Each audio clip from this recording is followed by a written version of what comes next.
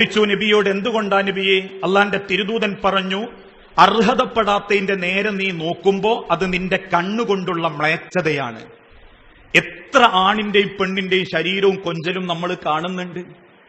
ഓരോ മണിക്കൂർ മൊബൈലിന്റെ മുൻപിൽ ഇരിക്കുമ്പോഴും ടിവിന്റെ മുൻപിൽ ഇരിക്കുമ്പോഴും അഭിനയിക്കുന്നത് വാപ്പയാണോ? അല്ലല്ലോ.